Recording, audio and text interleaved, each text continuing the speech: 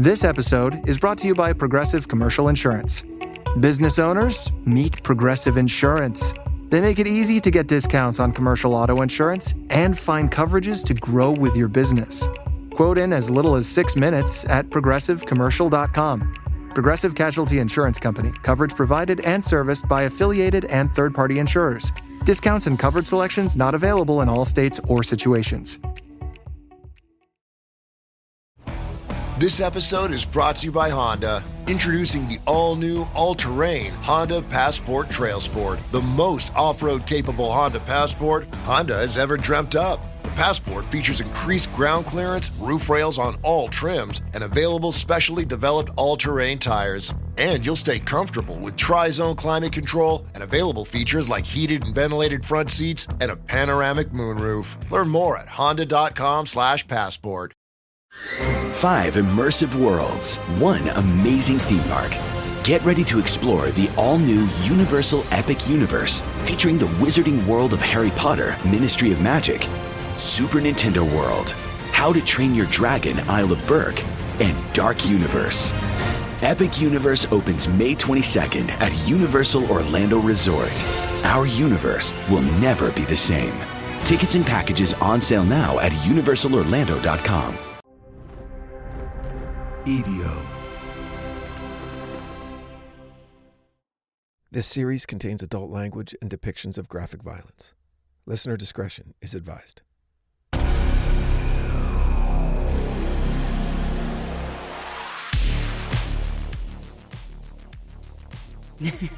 Three, two, one. Hello, welcome back, Devil Within listeners, to another bonus episode of The Devil Within Satan's Shadow.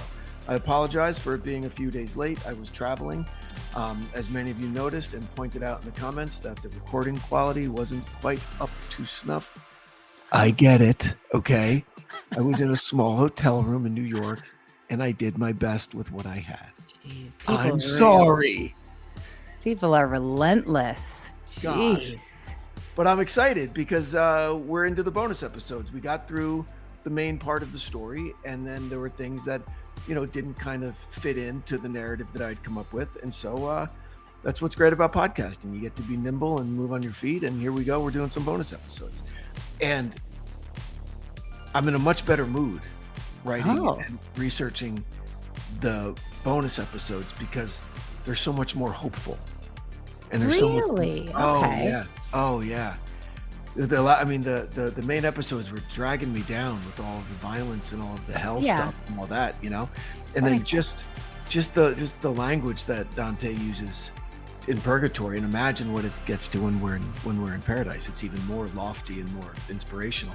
But just as I'm sure you heard when we were in the episode, just the repeated refrain that none of what these people are going through is permanent, right? Yeah. That.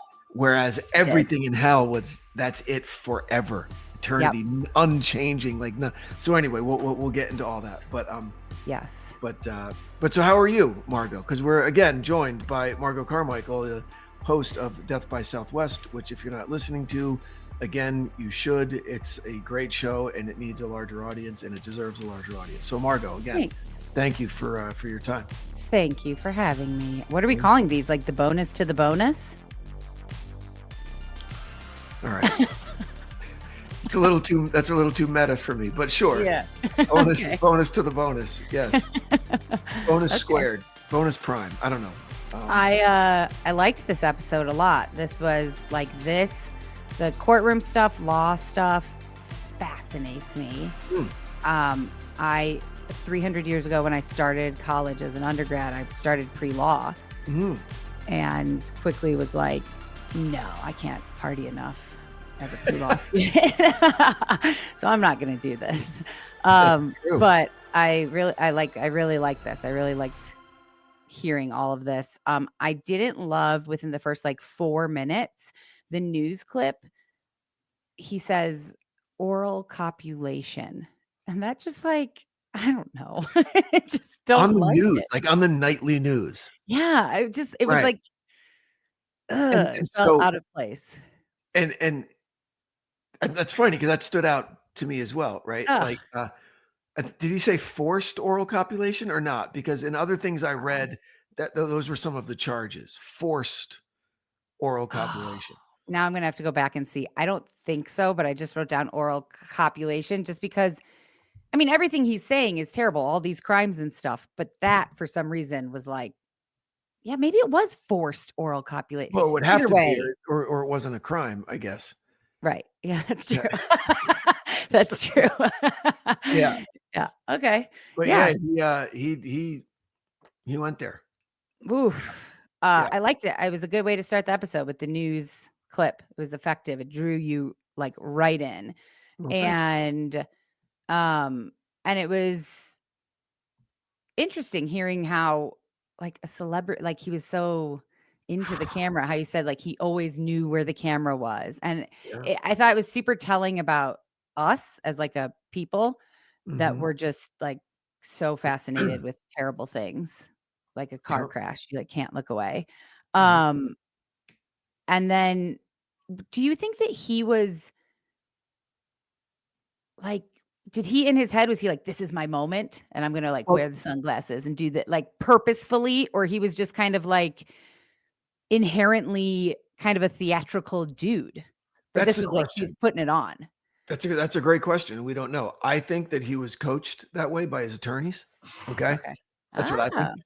Ah, That's what I would do if I were defending someone like that, right? And give them the best chance for like, jury nullification, or getting one person on the jury to like fall in love with him or whatever, or to think, oh, this guy, there's no way he could do it. Look at how right. cool and suave and LA he is. Yeah. Glasses, he had the suit, and he found a way to even strut like in leg irons. Like you could see video of him walking into the courtroom. I'm like, he looks kind of cool, you know, Oh my despite all gosh. of it. Yeah. And they cleaned him up. They made him look presentable, and then he would have the swastika, or Yeah. the pentagram on his hand, and he would say, "Hail Satan" to the fucking prospective jury pool. Do you think, I know that we don't know, I mean, like, I guess we know that he is convicted. I know we don't know that in this episode, but just Mhm. like from Yeah, being of course. alive and hearing about him. Um, do you think that that did play a role? I know that he was convicted, so if the jury like loved him, then he would probably not be convicted. But do you think that it made it difficult for any of the jurors? The fact that he was so like walking in cool and looked cool. I mean, it would have to, right? Maybe in the hands of a lesser prosecuting attorney, right? Okay. Who just constantly reminded the jury of what they were of what was at stake, right? Right. And with all of the evidence that they had, and with all of the witnesses, and all of the just the brutality of the crimes. Okay. Right. Whenever there would be some theatrics from the Ramirez side, he could just hold up, remember Exhibit C? This is the mutilated remains of this person. So That's true.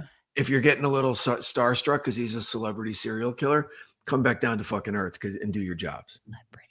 Celebrity serial killer. It's such a fucked up phrase, and That's only here do we only have here, and probably only here in LA. I don't even think in New York they would put up with that. celebrity serial killer. This just came into my brain.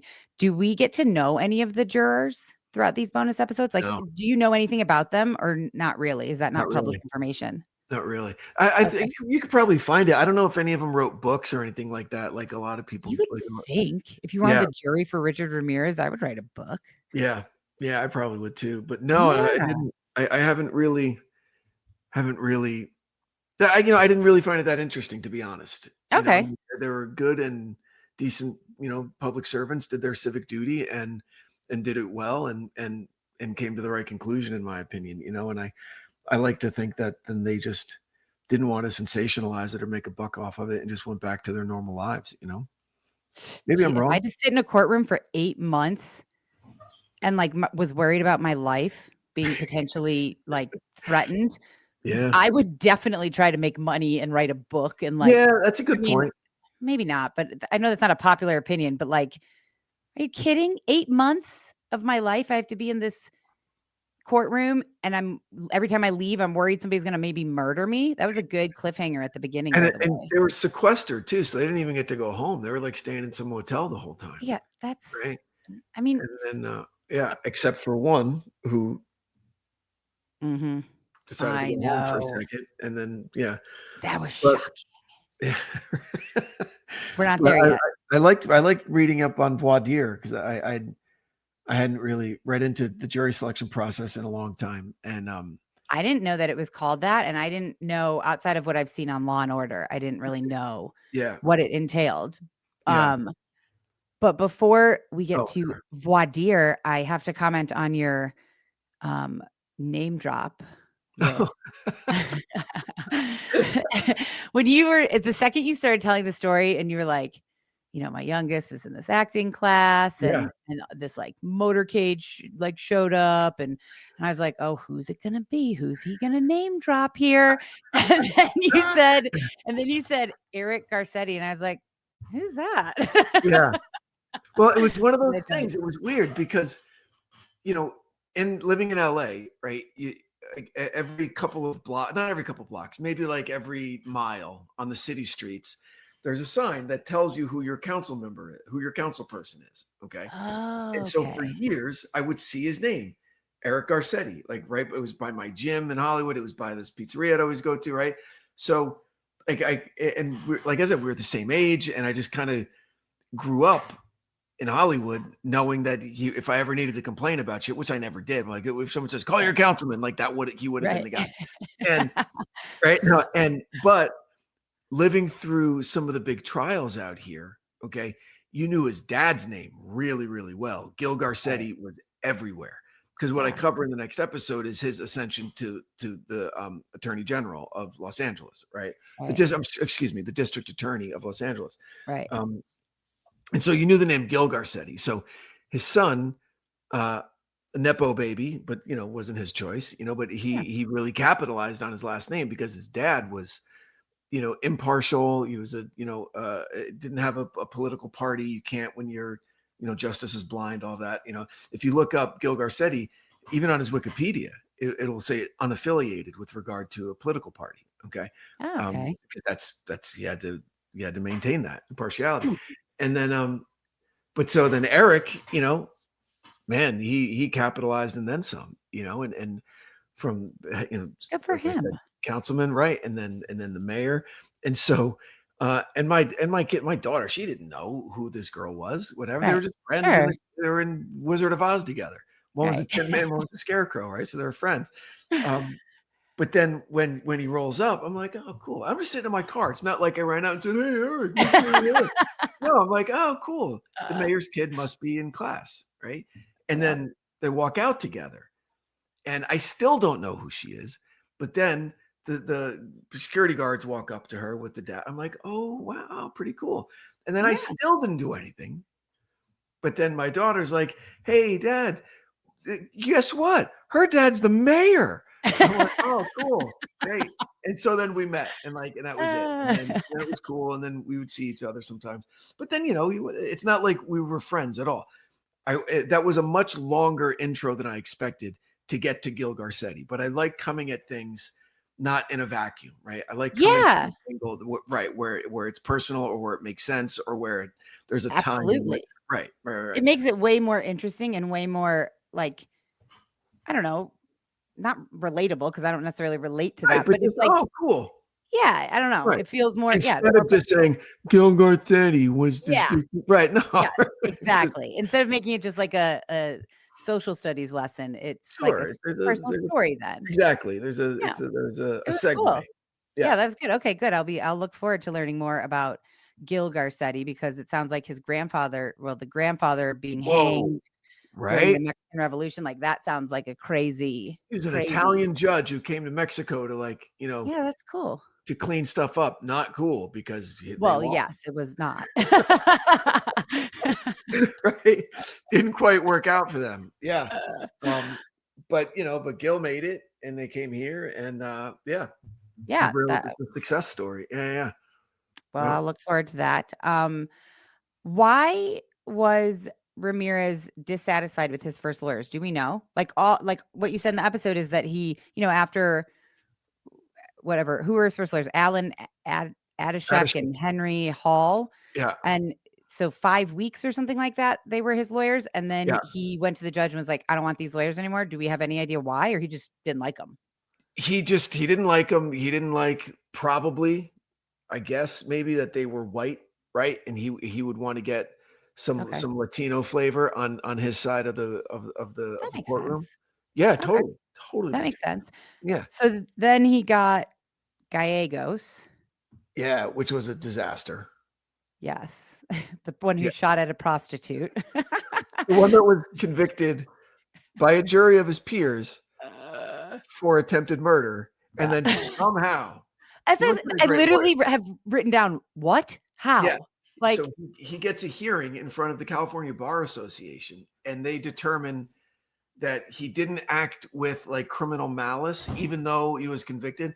So he should still be able to practice law in the state of California. oh my I'm like, God. okay, cool. That's a good ass lawyer, I guess. But he's had a lot of baggage, you know.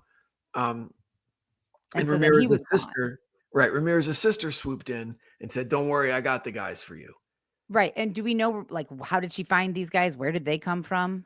I bet they listen. You know, with cases like this, people are coming out of the People are like woodwork. volunteering. Exactly. Yeah. Exactly. They just came Okay. out of the woodwork because they know it's going to be televised. They know that, it's going to be, there's going to be money from the state to try it. It's not they're going to be doing it pro bono.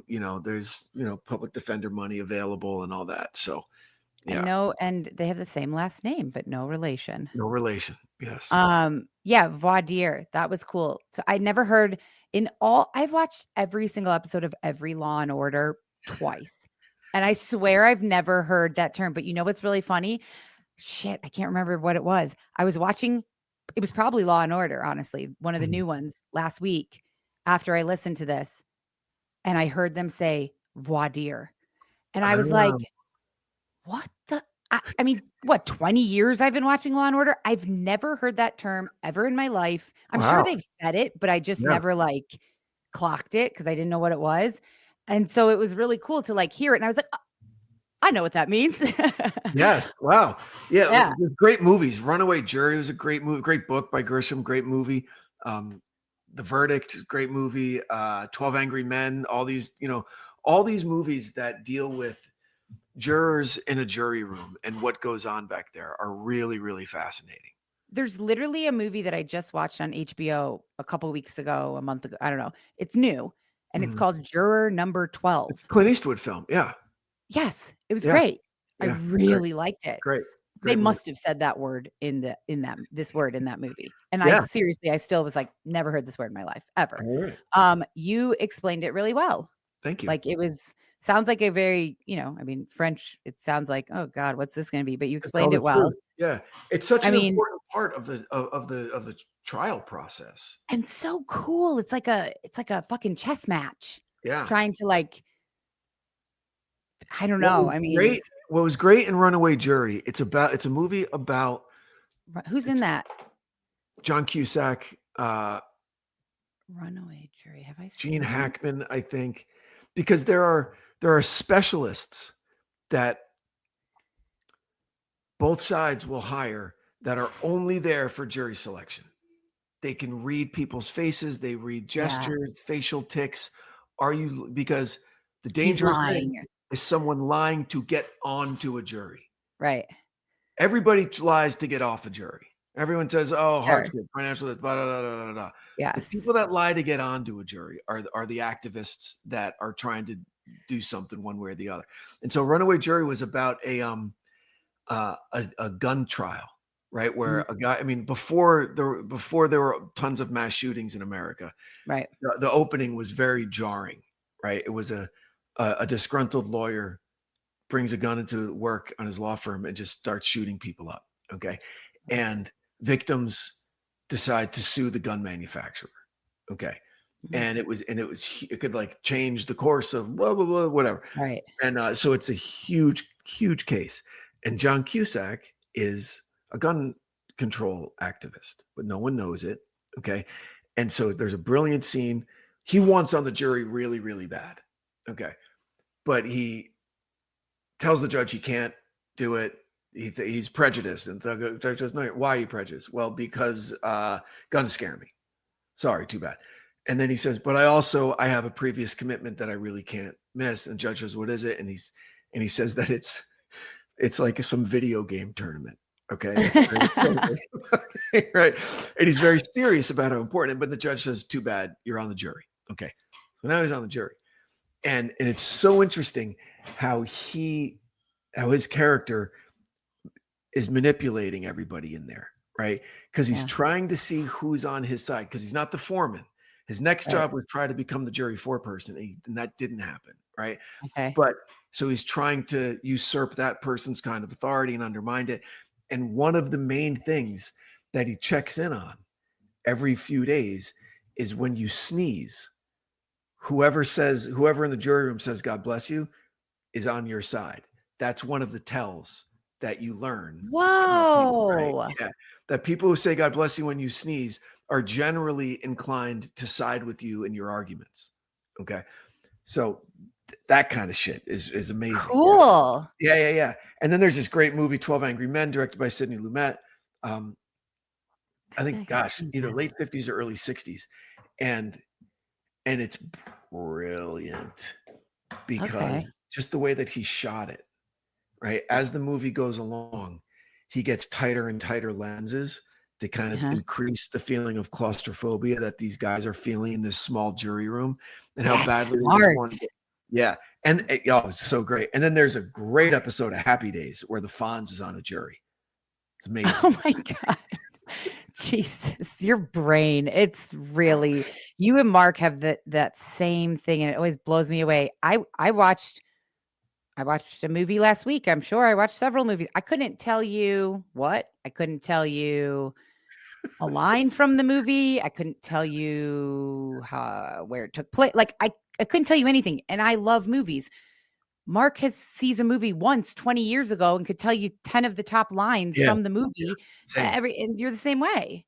Yeah. So weird. I mean, it's cool. It's so weird. And the interesting thing with voir dire are the peremptory challenges. I think each side got like 5 or 6. We could just say, absolutely not. This person's not on the jury. No questions asked. Yeah. I mean, the fact that it took 6 months. Yeah. That's nuts. Like every day? Yeah, every day. 8 hours. There was just they went through 1,600 prospective jurors, right? Oh, because there are people who actually have financial hardship, can't do it. Okay, great, you're out. Okay, then there are people who are like, I have a serious problem with the death penalty. I could not convict if it means I'm responsible for someone dying. That's a real thing, right? There are people, anyone religious would probably have a challenge for that. Say, I will feel like I'm a murderer. Okay. And you can't tell someone what's in their heart isn't legit, you know? So, and then you have people go, yeah, I'm desperate to fucking kill somebody. I just want to know what that feels like. Okay. No, sorry. We don't want you either. Okay. Right. So have you been on a jury? No, I've never been on jury. Nope. Me either. I found out, after the death of my paternal grandmother, right, that she had been a part of a grand jury in New Hampshire for like most of her adult life. What? And they're secret. Like grand juries are secret, and you're not supposed to tell anybody. And so we never knew that. Like, once every couple months, she would sit with like 10 or 12 other people, and they would decide whether or not to bring charges against an alleged criminal. Yeah. How cool. That's so unfortunate that you found out after. Yeah. But she couldn't tell me anyway. Grand juries are secret. Yeah. Like to your grave, you have to take that? You're supposed to. And she was a trustworthy she did. person. Yeah. So how'd you find out then? The journal or entry or something like that, you know, cool. that she left. Yeah. That's pretty cool. Yeah. I mean, the last thing, no, it's not the last thing, but like I don't know. Do you believe that you can actually find an impartial jury, especially in a case like this? Like, man, everybody has heard of this. Everybody's been following this. It's bullshit if they say they haven't. They have. And everybody has formed some kind of an opinion prior to this. So you're right. You're right. So the ridiculous questions are, you know, like, are you aware of the case? Yes. Could you be impartial? Sure. Really?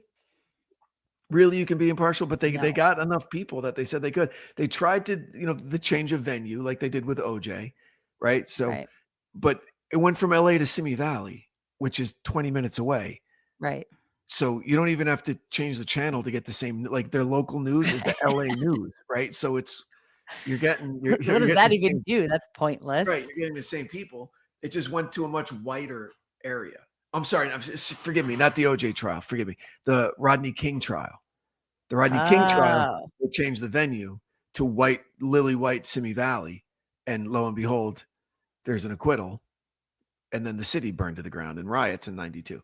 But right. then I remember. so the OJ trial, they didn't want to change the venue, okay? Because and then that was a big mistake. They should have, because they were able to get juries that just went, you know what? I don't care what's going. That was a classic case of jury nullification.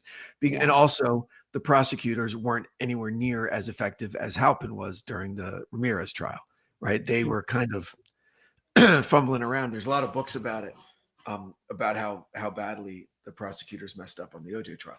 So yeah, but so anyway, so I to answer your question, no, I don't think No. that there was ever a chance of a totally impartial jury that hadn't been inundated with the gory details of the case for the past year. Yeah. Absolutely Couldn't impossible. find anyone in LA that didn't know everything about it. So Right. How about the lawyer that just like straight up stopped showing up? Like he was just like working at McDonald's. I don't feel like going anymore. And just I like don't didn't know come. why that was allowed. He just stopped Like showing up to work, to the point where his partner needed 2 weeks off for nervous exhaustion. Yeah. I'm Right? sorry. That was It was like, funny. okay, yeah, go rest. I need 2 weeks off for Yeah, nervous exhaustion. yeah. But like just stop showing up. How is he not like, okay, well, if he's not going to show up, then he's not on this case anymore. It's weird. Yeah. Yeah. I didn't show It up to felt work. like Yeah. very like for such a high profile case, it felt like a little bit like kind of like duct taped together at this point, like with On the defense side, definitely. yes. Yeah. Yes. Okay. I don't know if I ever asked you this in the other episodes, but the defense brought up how inconsistent like the MO was. Yep. In city, like maybe it was different people. I don't know if I ever asked you that. Do you ever think that maybe some of his murders weren't his murders? I don't know. I really don't know. But so the defense called the title of their defense was SODI, SODDI. Some other dude did it. Okay. That's what they were presenting to the jury. Okay. Okay. And because of he was all over the map with regards to MO and with victimology and all that. I mean, it was unique in serial killers. Unique. Yeah. My thing, though, is that according to the cops, he had knowledge of some of every crime that only the killer would have. That Okay, he gave up in confession when he was talking. Yeah, he knew shit about, and the footprints. That's the other thing that they knew. There were some consistencies, caliber of weapon used in the shootings, and those Avia sneaker prints that were everywhere. Yeah, that's true. And the rarity of that sneaker print. Okay. Yeah. There were some inconsistencies, with witness descriptions. So one woman said he had blonde hair and blue eyes, the guy that did it, right? Yeah, I know. There are some inconsistencies or some really tight timing windows from where we knew he was here, and then we also think he was here, right? And is it possible that there's some of that? But and then the other thing is, when he was caught, the attack stopped completely. That's the biggest thing. That's the That's the biggest for me. thing. Yeah. Yeah. Okay. That's the biggest thing. So then we get into Dante. Mm. This was cool. I did not know, obviously, as we all know, I have not read Dante at all, as our listener pointed out. But and so I didn't know what to expect in the first, in the actual season of this. And I certainly didn't know what to expect here. But this was really cool. The in between. The purgatory, where you're purged of your Yeah. sins. Yeah. Like a world suspended between sin and salvation. Mm-hmm. It was a land of hope, yet also of burden.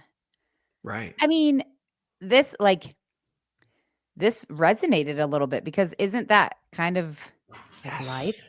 Yes. Like, That's it's what I'm yes, saying. you have hope, but it's also life is a huge burden. And Yes. I just was like, this is, and then Virgil says, it's the journey of every soul, my friend, to struggle, to rise, to become worthy. Now, the to become worthy part doesn't resonate with me because I don't believe in heaven or how, or Right. anything. He's speaking of the eternal judgment, right? The divine judgment, right? To become Right. worthy. Yeah. But like, it's that line, it was a land of hope, yet also of burden. Yeah, that's like every day. That's Right. life. Oh, And we all know in some small way how that feels to know that, like when I was working at the hotel, like a awful, busy, crazy night where shit's popping off from the first second you step on the property, right? You're like, this night's going to come to an end. Yep. Like, it's going to be okay. I can Yep. get through this and come out and on the other end stronger and better with a little money in my pocket, and I'll sleep well and I can pay my bills, right? So because that there's that's the difference between the Inferno and Purgatorio, is that there's an end. There Yep. is a purpose. You're not here forever. Okay. And so those first 3 or 4 terraces that we covered, and I'll do the rest in the next episode. The one thing is that they're all very, very hopeful that there's a way out. There's a way through Yep. it. Yeah. And that lifted my spirits. Yeah, It honestly did. was. It really lifted my spirits. Right. Researching it. Well, reading compared about to it, the writing other about it, stuff, and like recording where it. they're Yeah. like, head first in a river of shit or whatever, like, Right, or frozen in ice without even the ability to mourn. What the yeah, fuck? that was really some of that was, I know we like talked about it pretty lightly, but some of that was really dark. Boiling in Really a dark. river of blood. Okay. Yeah. What? I know. And then here you are. Okay. Yes, your eyelids are sewn shut with iron thread. That's Yeah. not cool. But you learn to see without seeing, to appreciate. Yes, Right? and like a lot of this I thought was, so their eyes were sewn shut with iron thread because of envy. They couldn't see their own blessings. And Right. I heard that and I immediately thought, well, like that's so many people today. Like most people, how like the big things like practice gratitude and wake up and write 3 things you're grateful for. And, they're like comparison is the thief of joy. Don't compare yourself to other people and what other people Mhm. have. And just like be grateful, be grateful, be grateful. And that, it isn't the exact same thing, but that's kind of like what it reminded me of. Like envy is Of course. wanting what other people have, not being grateful for what you have. Of course. And so I felt like a lot of this really applied or was applicable, in my opinion, to like life. It's today. much more accessible. And Yes, Dante is such a good accessible. proxy. He's such a good proxy for the reader, because every time it kind of, we take a little aside to him going, oh, wow, I'm going to make a vow to stop envying what other Right. people have, or I'm going to leave those thoughts behind, or I'm going to leave this behind, or I don't want to stick around in sloth because, man, it looks really comfortable, but no Yes. one there is moving forward, right? Right. This isn't where we want to stay. Yeah. I really liked, I wish not for my own joys, but for the ruin of others. I thought their happiness diminished my own, which is like so. I mean, I literally, this is going to sound so stupid to say, but if I could tell you how many dumb Instagram, social media videos I've seen of people being like, there's enough happy, we can all be happy. My happiness, if this person wins, it doesn't mean I have to lose, and blah, like that's such a concept that people seem to struggle with today, that like they can't, it's hard to be happy for other people. Envy, I guess, is really the easiest way to say it. So again, just super applicable to today. And then the biggest one for me where I was like, oh, I so relate to this, because it is My personal biggest issue is the time. Like needing more, feeling like time is just like going and needing more time and not wanting to waste time. Yeah. And I don't have necessarily a good example, but like if I'll, I don't know. And it's not wasting time like for work. It's wasting time with like doing things that I love, being with my animals, being with Mark, being with my family, friends, stuff like that.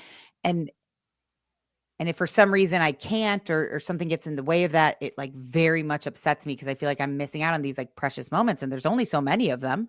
Yep. We only have so many moments here. Yep. But this is one of my favorite things that was said. In life, they wasted time, and now time weighs upon them. A young man sighed. I thought there was always more time, he admitted.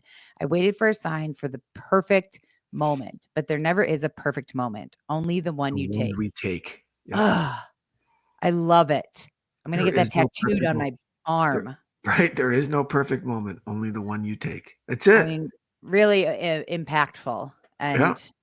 So yes, accessible. You said accessible before. That is the perfect way to describe, I feel like this Dante in this episode. Cause I felt like I can relate to all of this. I understand all of it. And let's see, what questions did I write down for you? Do you think that the courtroom, like the media frenzy, the kind of like the performance of the lawyers was like its own kind of purgatory? Like no one was really moving forward. Everyone's carrying some kind of weight. But I wrote that down and then I went back through this. I actually don't think so because they were moving forward. But I think that definitely the prosecution and the defense carrying massive weights. Yeah. Especially the prosecution, right? Like the pressure on that guy, the burden on that guy. He was carrying the redemption of a city. He needed to show the city that the system works, that we can catch people, we can prosecute people, we can put them away. You're safe. Right. The citizenry is safe because the taxes you pay go to talented people who will do their jobs and who are well-trained and will keep you safe. And that's a huge burden coming out of this 18 months of hell. Yeah. Yeah, that is a huge burden. Yeah. Huge burden. That they carried very, very well, by the way. So now we're back in the courtroom where he walks in and shows his pentagram. Like, did he do that to just to stir things up or to be memorable? You'll see. We'll get into some of his open statements. Okay. In the next episode. Okay. And some of them, I'm telling you, he had to have a writer. It's LA. I'm sure he had a ghostwriter because some of the shit that he was saying was profound. So it was funny. Really profound. Yeah. So funny. And scary. How did they not have metal detectors from the beginning? That's wild to me. That like they didn't start with metal detectors. That was something. Time. We weren't gun nuts 40 years ago. We weren't. I know. The fact that the jurors were afraid for their lives, like, yeah, could they have said no? Like, could they be like, "Fuck no, I'm not doing this. Goodbye." I mean, I would have been happy in Canada. I bet a lot of them did, but it was the double-edged sword for the prosecution, right? Because their most effective points were also the most terrifying for the jury. Okay. Like the brutality and the horrific nature of his crimes was what was most likely to put him away, but it was also the most likely to inspire the defendant to scare the fuck out of the jury and to maybe kill some of them. Right. So we could get a hung jury or a mistrial and avoid, the gas chamber. Right. So it was a really delicate balance that Halpin had to find. And he wasn't always successful. Some of the stuff, he just had to say it. Some of the stuff you couldn't hold back. Yes, he attacked a 16-year-old girl with a tire iron while she slept. That's it. Yes, he has an extensive network of criminal accomplices less than a mile from where we're sitting in this courtroom. Okay, he does. That's just true. Right. Yeah. That's really Were scary. they provided any type of protection, like bodyguards or anything, security to get I'm them sh to and I'm from? sure there was security where they were sequestered. Yeah, and, Yeah. they were in, like, driven in a van. Okay. Excuse God.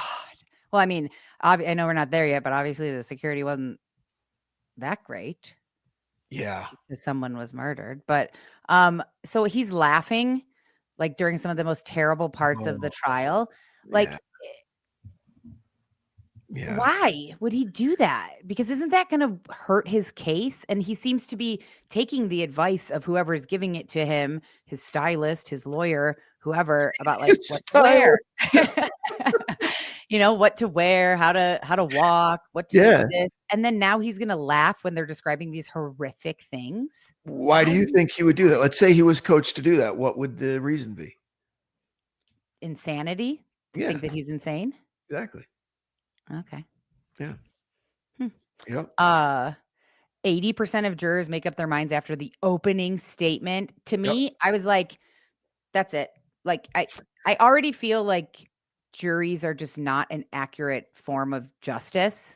I don't know what the alternative is. Obviously, there isn't one because we still use juries, but then hearing that, I was like, so what the fuck is the point of the whole trial? If 80% of them, I mean, I guess the whole trial is for the 20% who haven't decided, but Yeah. if you've made up your mind after the opening statement and then you just sit there and doodle in your notebook, like, I mean, you Well, know, hold on. But listen, it's not as terrible as you think, because generally you need a unanimous verdict.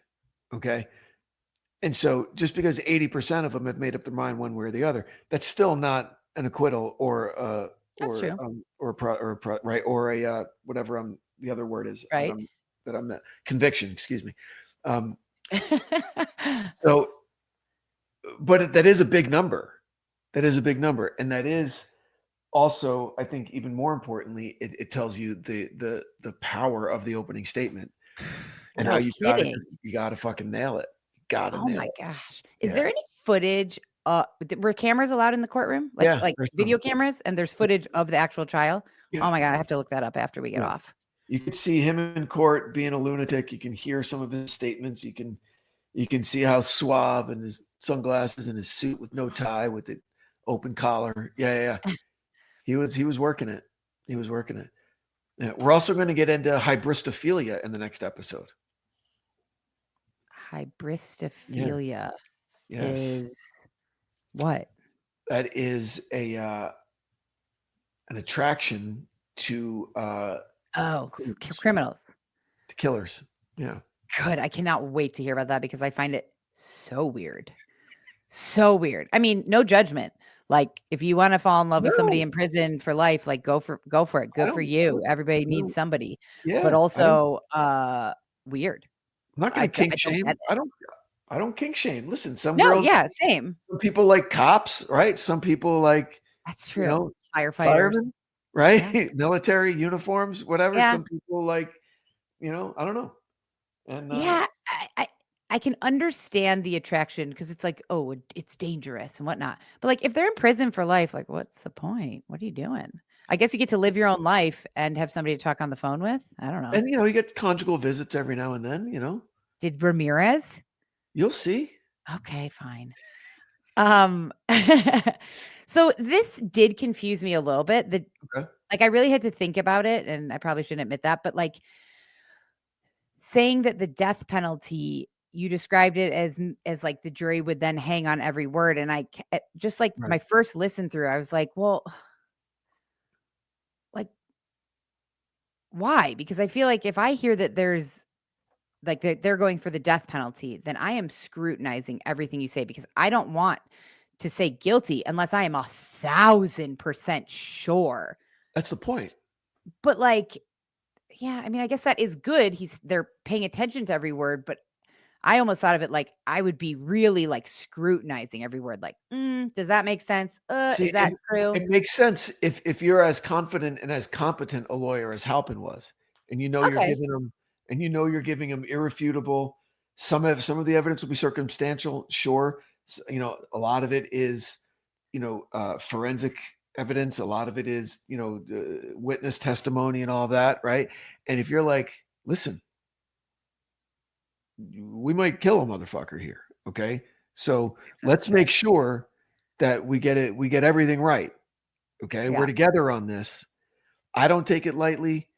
Taking a man's life, you don't take it lightly. Right. So let's just, and then the other side, it's like this dog and pony show. It could have been this guy, it could have been him, could have been whatever, blah, blah, blah. So it's just not that it was less serious, but it was just less personal, I guess, is what these studies of jurors in capital cases would say, right? Like because this isn't just me making shit up. This is like they talk to jurors in interviews afterwards. And they're like, okay, so tell us how you felt about the prosecuting attorney. Well, listen, as soon as he's reminded us that this is a death penalty case, everyone kind of straightens up and leans in.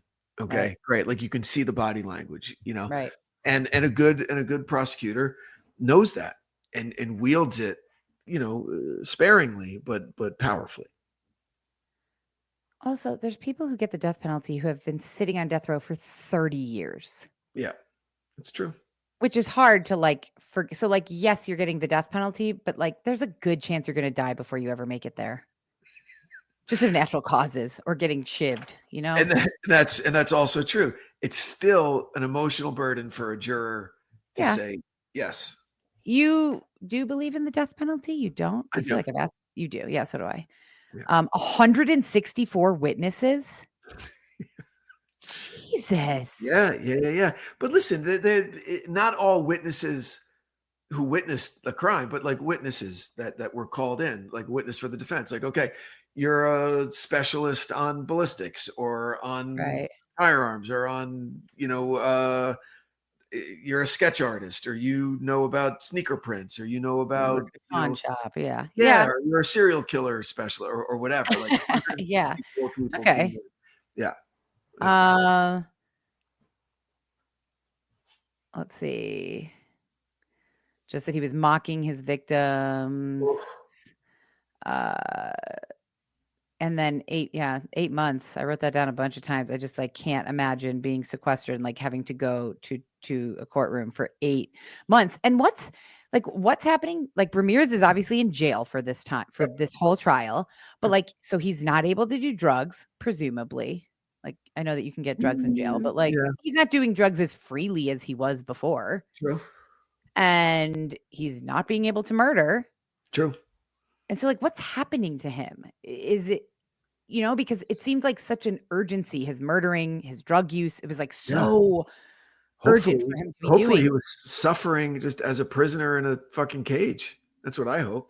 Yes, hopefully. But I almost wondered, is he becoming more clear-headed? Is he becoming more of a normal person almost? He definitely was. Obviously, there's no footage of him in his disease as a murdering lunatic. Okay. Right. And his defense was very sure that we saw the best of the version that they wanted us to see. Okay. Right. Cleaned up, charismatic, making these statements of his.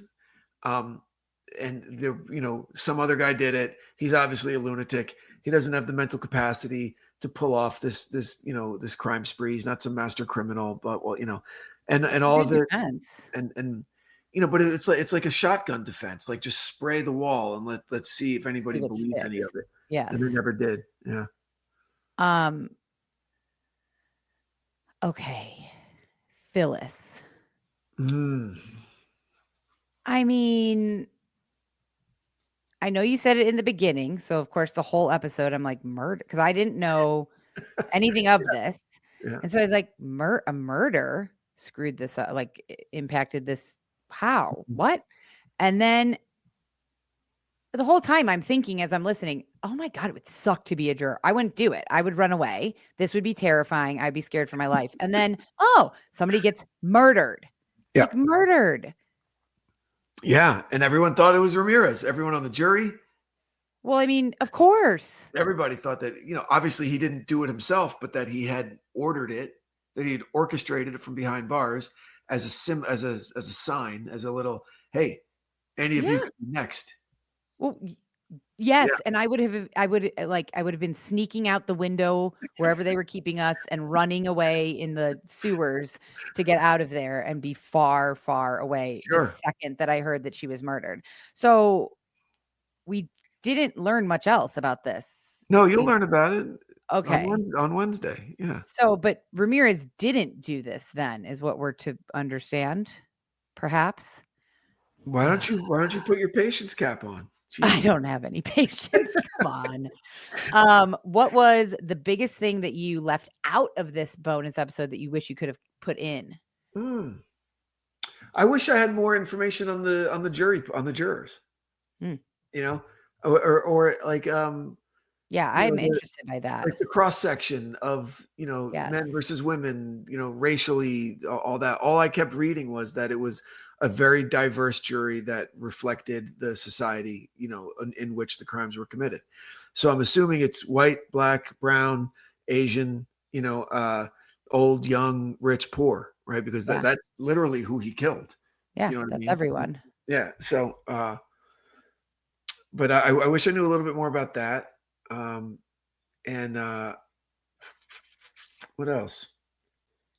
And the other thing, which was great, which I really respected him, was Halpin was there's not much about him out there. He didn't give Oh, interviews. No, he's one of these guys. Like, I don't give a shit about any of that. I'm here to put bad guys away you on sure behalf of did. the city of Los Angeles. That's it. Good for That's it. him. Yeah, I It know. would be interesting to know more about him. I think Yeah. I'm interested in the personal lives of everybody involved. Yeah. But, Gil Garcetti was the front facing kind of guy. He was handling all of the news conferences Media. and all that. Yeah. And so there's more on him in the next episode. The trial concludes. And then there's the post-trial world where I'll squeeze another episode or two out of this. Yeah. Oh, I'm interested to hear about that. I don't know anything. So, okay, so my closing question for you is, Yes. do you think that we as a society Mm. kind of like need crazy monster scary people like Ramirez so that we have something to point at and be like, that's evil, and then we don't feel as bad about like our own evils? Wow.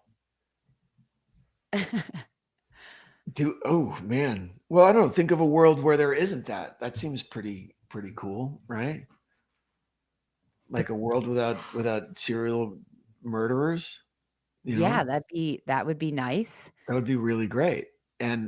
But how would it? Do you think then? Is your question then? If all right, so let's switch it around. If there were a world without serial killers, would your question be then? Are we as a society most likely? Are our shortcomings going to be brought into more stark relief? Right. Well, at least I'm not that. Yes, exactly. Because I'm Yes. doing it. Yes. Yeah, that's for someone smarter than me. I would say probably. Ask your wife and get back to me. Damn. I would say probably, because we are inherently, we compare ourselves. Yeah, that's what Dante Yeah. talked about. Comparison and envy. And so I agree. I think so too. I think There's that this great play by David Rabe called Hurly Burly. It was an okay movie in the late 90s. But it's about like three friends and their 30-something friends navigating cocaine 80s. and it's very, very dramatic. And this one guy, Phil, is just, he can't get his shit together. He just can't get his shit together, right? And then there's Mickey, and then there's Eddie. Okay. And Mickey's kind of in the middle, and then Eddie is like who everybody wants to be like. And they keep Phil around. And no one can understand really why they keep Phil around. And then Mickey says, well, because no matter how bad Eddie gets, no matter how far down he goes temporarily, there's Phil looking up from the gutter in wide-eyed admiration. Yep. Right. So there's always something worse to make him feel okay when he becomes an asshole, and so, yeah, I think, no, it's a weird statement, but maybe bad guys are useful to keep us all a little happier. Yeah, Yeah. I agree. It's a good And question. I think there's less of them today because can you imagine if there were cell phones? Like Ramirez wouldn't have it wouldn't, you know what I mean? Wouldn't Like have you lasted. can't Yeah. go around murdering people like when he's going around the car with that woman, the VW and Someone would have gone by and like, what's that? right, exactly. I Like was in he New would have York. been I was in done. New York 3 nights ago. I was in New York 3 nights ago. I'm on like 44th, just like a half a block north of Times Square. Okay. I'm going to a dinner meeting, and walking past me, right, are two businessmen about my age. One guy is fucking wasted. Okay. Can barely walk. Okay. And his friend, oh man, is saving his life, saying, okay, 2 more blocks, you're almost at the hotel. And the guy goes, this is my hotel. And his buddy's like, this is not your hotel. This is nowhere near your hotel. We got to keep going. We got to. And the guy's like, no. And he tries to walk in, and security won't let him in. And he's not belligerent, but he's just insistent that he's right. And it's so bad. And he kind of pulls away from his friend and walks face first into a light pole and falls back, whack, cracks his head. And he's like, and his shit goes flying everywhere. His wallet, his phone, his glasses, his fucking passport, like everything, just all around him. It's like he exploded. Is what okay, right? And his friend is like trying to pick up his stuff, and I see him. I've been that guy. Okay, we've all been, okay. So I go up and I check him, see if he's bleeding, and he's not. And at the same time as all this is happening, there's a group of like 15, 20 somethings who all they do is they whip out their phones and they're going, whoa, no. And I was so happy. Annoying. So happy that I'm Gen X because I'm like, help the drunk guy, help him get off the street. Okay. So I help him up and I got to like hug him just to like hold him up. And his friend's like, thank you. I'm like, it's okay. And I'm talking and I get the guy and I grab him by the face. I'm like, listen, this is your friend. You stay on his hip. He will get you home. You need to get out of here. Just go. This is what you promise. He goes, okay, man. Okay. I think I'm hurt. I'm like, just get home with this guy. And everyone just, I'm probably in some video somewhere. Oh, sure on you are. Instagram. How I'm grateful, somebody. right? But how grateful are you that didn't exist when you were that guy? Because Oh, I've been that girl, and I don't want any footage of that. Like the great Yankee Hall of Famer Derek Jeter. They did a great documentary on him. Okay, and he came up like early '90s.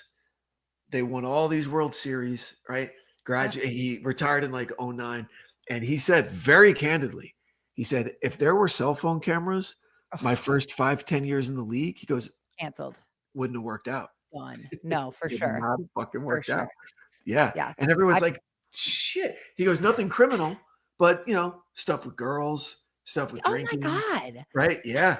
Oh, 100%. When I think back to like 20 to 30, I guess, like, oh my God. I If there know. had been easily accessible, we had like cameras and disposable cameras. But everyone like, could see it. Right? Oh, it's not like you horrific. can pretend you're making a call and they're recording you off to the right. Yeah, I couldn't have survived. I would have not made it, or I would have been a very different person very quickly. I would have like never done anything. And that's what I tell my girls. Everything you post, it's nobody's business. Post everything you do, everything you say in like a group, unless you're with people that you really know and trust. And as a teenager, you can't trust anybody. Listen to this. One of my kids, they were supposed to be in Atlanta for a volleyball tournament. Okay, right. My oldest. Okay. 3 days before we were set to leave, she'd been not feeling well for 3 days before that. Okay. Right. Fever breaks. We're like, okay, go to the hospital. Go to the doctor. And they test her for COVID and for flu and for bronchitis and for like everything. Okay. Right. Next morning, I'm going through security to get on a plane in New York. The doctor's office calls me and says, okay, she's positive for COVID. She's positive for, with some kind of flu. So we're like, but they said, but she doesn't have any symptoms anymore. So she's probably not contagious anymore. Give it a couple of days, a day or two. She's good to go back to school. They were supposed to leave 2 days later for Atlanta. My youngest just goes on to Snap and says, my sister, COVID and this. Other girls on her volleyball team read it. It gets to these maniac volleyball moms. They're like, she can't go to Atlanta. I totally believe it. And you cancel the trip. Of course. And And so that's that like was- such a small, it's like my sister's small. sick. It's like no big deal. Like, why would she even think about not posting that or not saying But I that? tell Yeah. her, I felt Nothing. like Corleone in The Godfather. Don't talk about family business with Nothing. anybody outside the family ever. Oh, it would be terrifying to have teenagers now. I am impressed It that is. you still have you're not more gray, honestly. I could be. I might be. It might Scary. be coming soon. Your kids are smart though. I mean, they're smart. I feel like anybody who is even just like a modicum less smart than them is screwed completely. There was a boy at the house the other night. Oh yeah. I'm assuming with older one. Oh yeah. Oh yeah. Oh, like dating? I don't want to talk about it. I know. I really don't want to talk about it. So let's end this now. Thank you for listening, everybody. And you can show your appreciation for Margot's wonderful input by following her show, Death by Southwest, wherever you get your podcasts. If you like the episode, consider sharing it with a friend, and go to Apple or Spotify, rate, review, follow the show. Every little bit helps. We really appreciate it. Margot, I hope that we could do this again next week with the second bonus. Yep. And anything coming up on Death by Southwest you want to share? No, just crime, just true crime, more true crime. We just passed our 100th episode, and so yeah. Amazing. Congratulations. Going strong. Thank you. Any podcasters out there know how hard it is to get past episode 5, let alone right. Well done. Well done. All right, everybody. Thank you. And until next time, stay safe out there. Bye.